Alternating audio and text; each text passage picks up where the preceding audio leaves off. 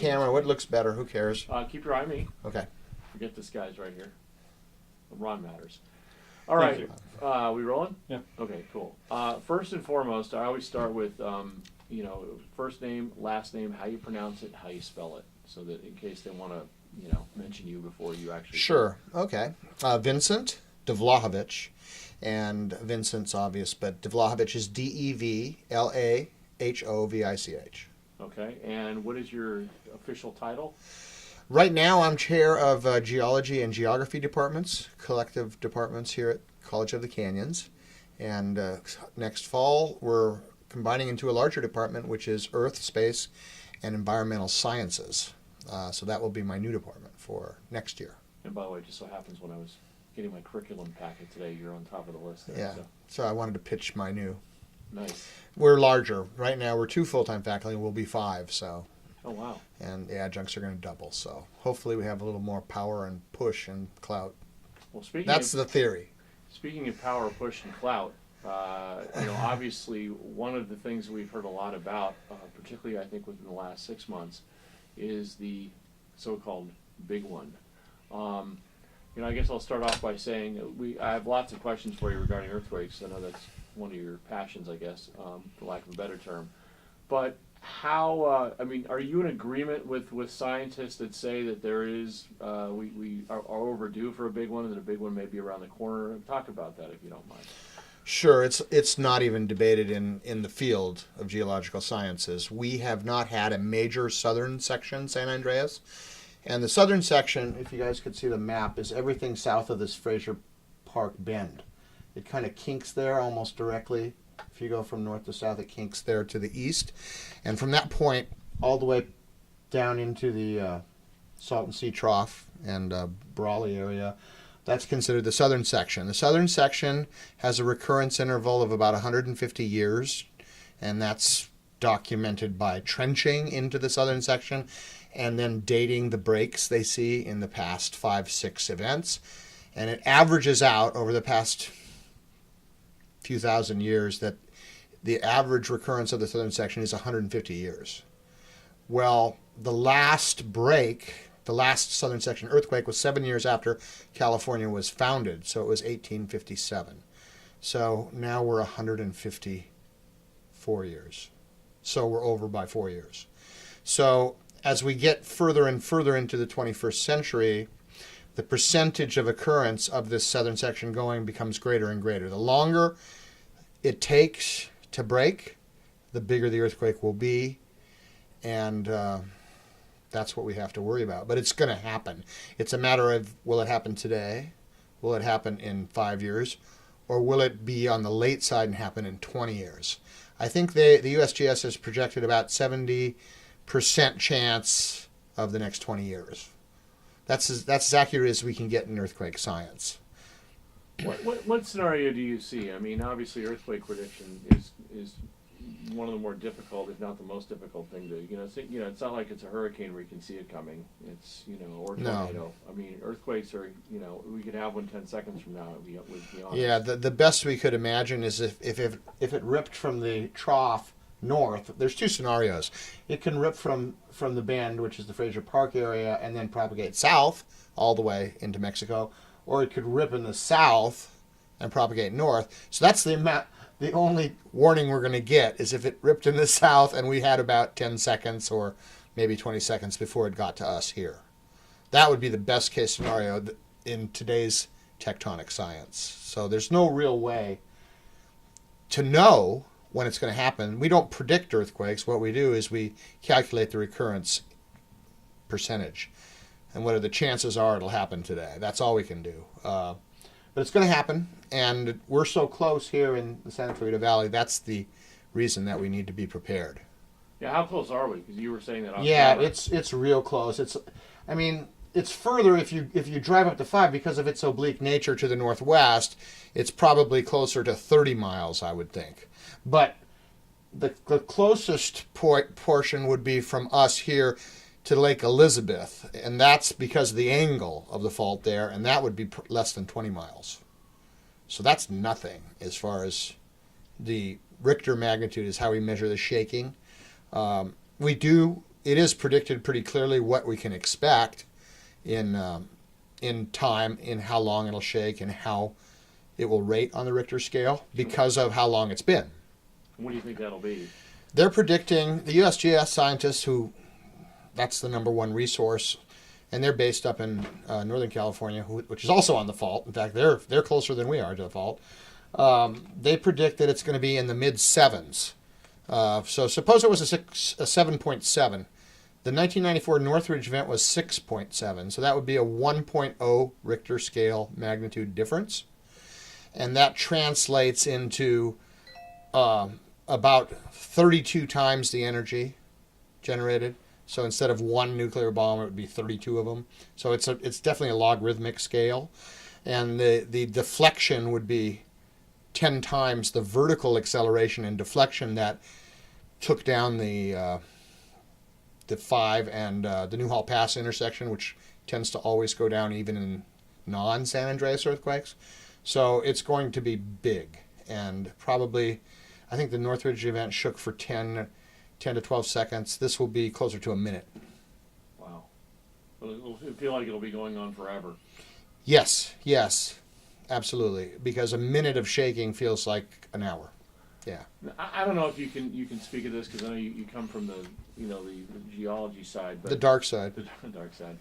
But from an infrastructure standpoint, is Southern California, is Santa Clarita, is COC ready to withstand a earthquake in the mid sevens? I think physically, I think physically the campus probably is in pretty good shape. I mean, 40 years is a long, seems old to us, but it's really not that old of a campus. Reinforced concrete, which most of the buildings are, except for the new ones, I think, performs very, very well in earthquakes. An example of a developed society dealing with very, very strong earthquakes is the last Chilean event, which was almost a year ago, I believe, to the date. And that was a 9-point plus. And they hardly had any damage at all in their cities because they had the money to build them earthquake proof. So not proof, there's no such thing as earthquake proof, but they definitely built them to hold up in the magnitude they were predicting for the area. So it can be done. Japan is another developed country that whose buildings are designed to perform very, very well. That's what engineering does, and so we know we're earthquake prone in Southern California. The building codes have been adapted every time there's a quake and strengthened where we see the faultings. That's basically the sad part about earthquake science is we have to have an event to really learn from, to improve the civil engineering portion of it. So we modify the building codes every time there's an earthquake. So I always tell my students if they can buy a house post 1994, it's going to perform better in this San Andreas or the big one or even a smaller one than it would if it was before that, because we changed a whole bunch of stuff in LA County Building Code after 94. Now, I know that you mentioned Japan, you mentioned Chile, and I know Alaska is very prone. Obviously, the Pacific Rim. That's the Rim of Fire. The Rim of Fire. What is the Rim of Fire? Why is it called that? And the second part of the question is, when there are earthquakes in Chile or Japan or anywhere within the Rim of Fire, does that have any relationship with what might happen in the future with this guy? Well, yes, because they're all on the edges of the Pacific Plate, and we are on the southeastern edge of the same plate. So we are on the Rim of Fire. The other parts of the Rim of Fire tend to be subduction zones, not transform faults like the San Andreas. It's where the plates are colliding more directly, and the plate that's more dense goes under the other one. In our case, we live on a transform area of the fault in the southeast where the plates are trying to just pretty much, without a lot of horizontal displacement, without a lot of vertical displacement, move past each other horizontally. And the Pacific plate's moving about 5 centimeters a year, which is about a little under 2 inches. No, it's about exactly 2 inches, which is about the speed your fingernails grow. So it doesn't sound like a lot. When you multiply it by geologic time, we can actually know exactly if the earthquake occurred today. We know how far the part we're on, which is the Pacific side, where all of our population, 20 million people, live here south of Point Conception to the Mexican border. We know how far we're going to jump in the big one to the northwest, and it's about 22 feet. So the land we're on is going to move 22 feet. So that gives you a sense. That's substantial Earth movement. The Northridge quake, for example, broke at depth, never even broke the surface because it was a high angle fault and only moved about 7 feet. So 22 feet. That kind of translates to that increased energy that we're going to experience with that 1 point difference on the Richter magnitude. Urban legend that we fall into the ocean when it happens, or No, in fact, there's no chance of that at all. There are chances that certain people in the southern urban band or area will experience some ocean problems, which people don't realize, but chances are you're going to have some subfaults break in what we call the California borderlands area where all these islands are offshore. So that could generate a significant tsunami. So we have a high tsunami risk in Southern California, which no one knows about except for the Tsunami Center at USC. And so beach front homes, which there are some on the Malibu coast and in, I think, Santa Monica too, those could be in trouble from the ocean if we generate a local tsunami here and it only has several miles to go to get to shore. So that's an associated problem. But that's the only way the ocean... This fault is not going to... The continental crust is too light to create breaks where the ocean will fill or anything like that movie. I can't remember the name of it. But I did like that movie where they surfed from Santa Clarita South. Yeah. I can't remember who it was. I think the biggest risk in Santa Clarita is not the shaking and the building failure, though. Personally, I wish I had my Google Earth, but the biggest threat to me as a seismic person would be the Castaic Dam. vulnerable. Well, yeah, because it's even closer by a few miles than we are here on campus, and it's a concrete dam, 308 feet, I think, tall, holding back mega millions of gallons of water, and that could fail. If that dam fails, then the Castaic is in big problems, and so is the junction. The 126.5 is in problems. The Newhall Power Station would be inundated, which would put us all out of power for God knows how long, because those generators would wash south. There'd be a big wave. Is it the same as the San Francisco or San Francisco 1920, whatever it was, Santa Paula Fillmore? Yeah, it's the same type of dam as that failed the St. Francis Dam. The same exact type. That was built on a fault and had some geologic problems that weren't analyzed. So the stability of the dam is a little more, but again, you have a tall, narrow concrete structure holding back massive weights of water, and the shaking could definitely relieve it at the edges. That's when a dam like that fails, it would break away from what we call its contacts. Its abutments, actually, they're called, where it hits the canyon side, and then once the water gets through, the dam's done. It only takes a matter of seconds, and I would be very worried. And my colleagues who actually study seismic science, that's the biggest risk, I think, in Santa Clarita, is that dam. Wow. What speaking of studying, what obviously you've studied other earthquake events, I should say, across the planet and locally.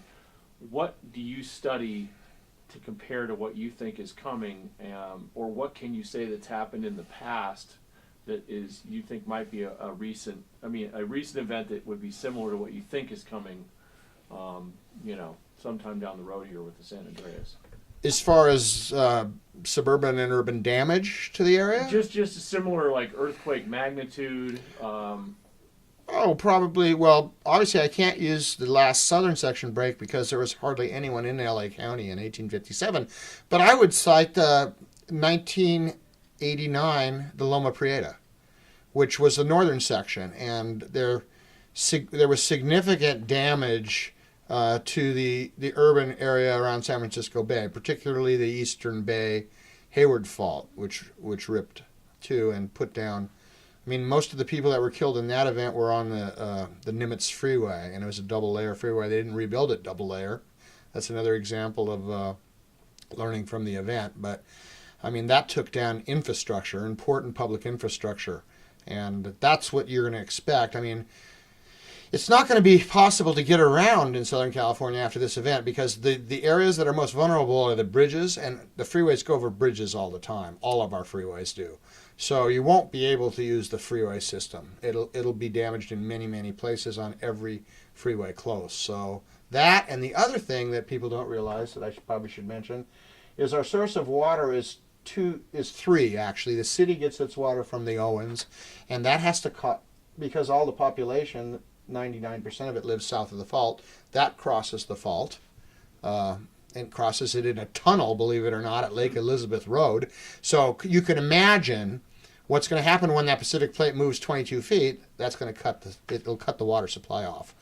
That aqueduct. But the other two aqueducts, the Colorado and the California Water Project from the Central Valley, both will break too.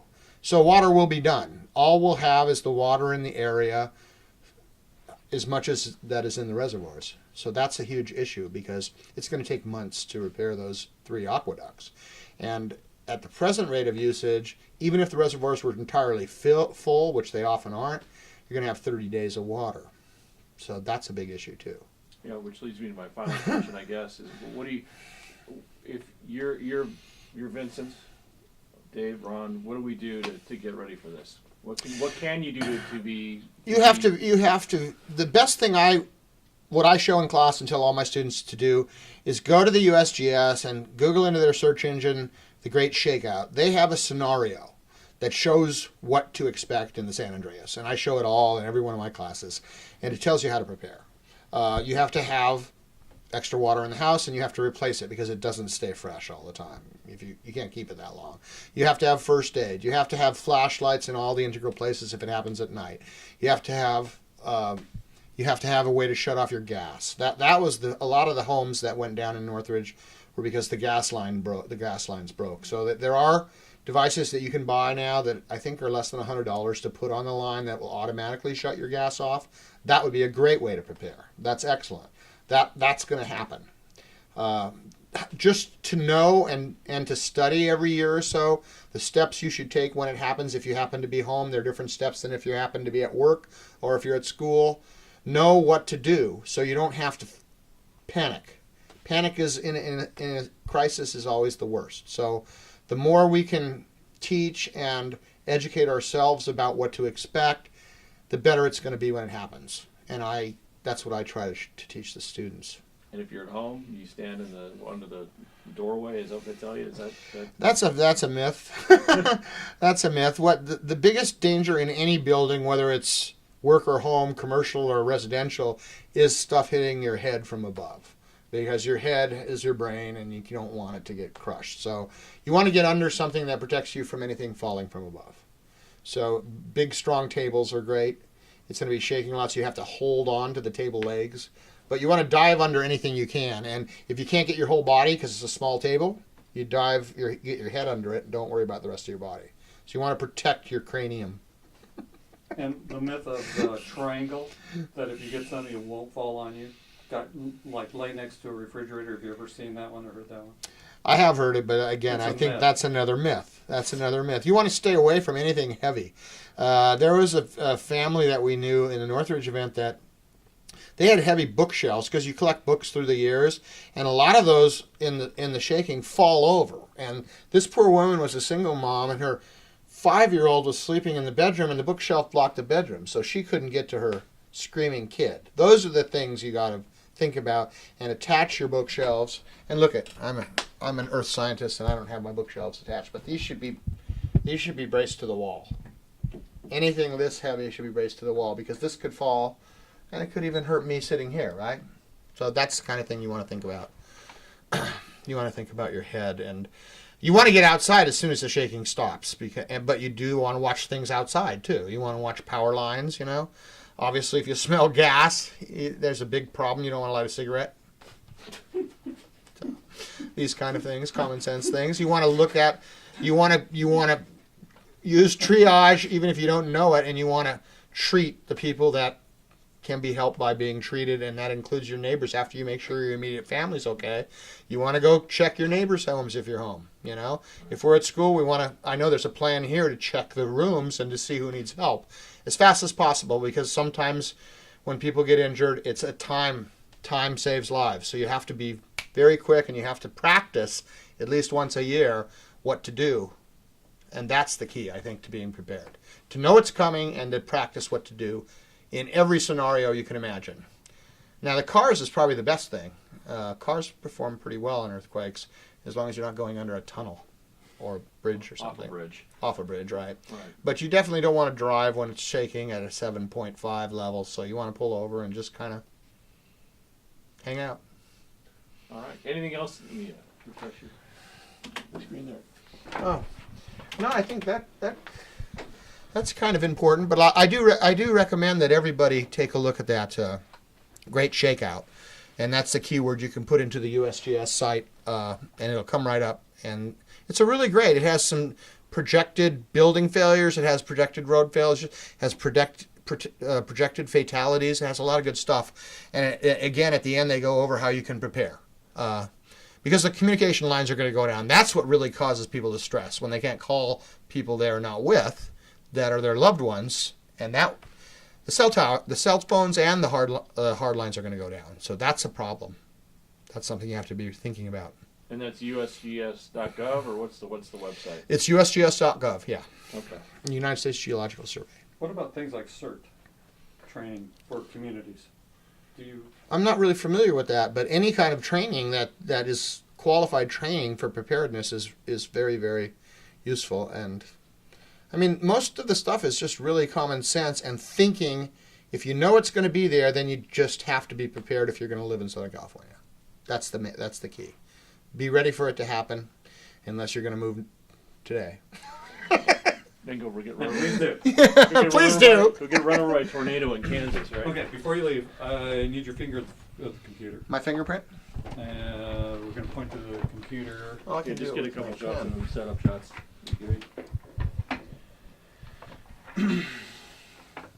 Oh, I feel all warm and fuzzy. Oh, you didn't use your pen, so don't use your pen. Use your Oh, finger. okay. The red line on this map, the red line on the map is the San Andreas, which is a plate boundary between the Pacific Plate and the North American Plate. I'm sorry, bump the camera one more time. The red line. The red line is our San Andreas Fault. If you notice, it's a right lateral strike slip, which means the Pacific side, the southwestern side, is moving at that 5 centimeters per year to the northwest. And it's stuck here in the bend, so that's why our recurrence interval is the highest of all. The recurrence interval in the central section is very low because it's so straight, but it kinks twice in the south. So we have a very long recurrence interval, and that means when it does break, we have higher earthquakes. So that's where it's stuck. It's either going to break here at, this is right by Gorman, Fraser Park area. There's the white dot, Fraser Park. Or it's going to break down here, probably right near Palm Springs, and it'll propagate either way. So this entire block, we call it, the continental Pacific portion, is going to move 22 feet to the northwest. What does that mean to the folks in Fraser Park? I mean, they're right on top of it, right? That would be one of the worst places you could live, either Fraser or Lake Elizabeth area. Palmdale sits right on the fault. San Bernardino. The further you are away, the better off you are. So, I mean, there's not a long way away, so everyone's going to feel it. But you want to stay away from being right on the fault because that's where you're going to have the most vertical acceleration and you're going to have the strongest shaking. Yeah. So, and so many people don't know that live in Palmdale. I always teach at least a half dozen students from Palmdale. They have no idea they're on the fault there. Wow. Most of them, even though they're college students. Now, years ago, after, I don't remember which quake, I think it was the Loma Quake. Loma Prieta. NOFA did a series down in Echo Park. They covered, I guess, USGS and Caltech did a dig in Echo Park. Yes, I And remember. it was like 300 feet deep, whatever it was, and they carbon dated stuff. Right. But they came up with the numbers I recall to show 305 years was their major occurrence that they used. And we were then, and this was in 91 or 2, we were at 307. That's a different fault. I mean, one thing to realize, even though this shows the one major plate boundary fault, there's hundreds of faults, both offshore and onshore, all along the, what I call the urban-suburban band. And they're all related, and they're on both sides of the fault, mostly somewhat semi-parallel. So I think they're probably, if they dug Echo Park, they're looking at a different sub-fault, not the main one. The recurrence of the main one.